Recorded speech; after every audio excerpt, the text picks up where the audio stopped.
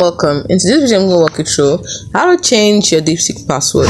Now, to change your DeepSeek password from in the app, it's not actually possible because when you click on your email, all you get is this. Unlike your profile, not to edit anything. So the best thing to do is first of all to log out.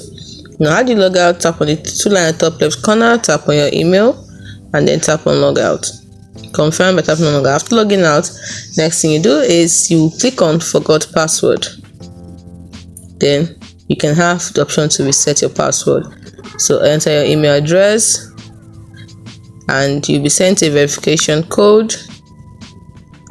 So you tap on send code and then you have to confirm that you're human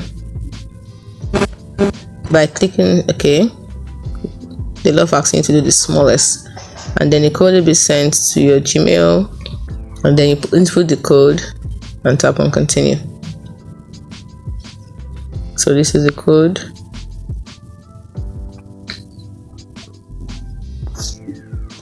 (431523).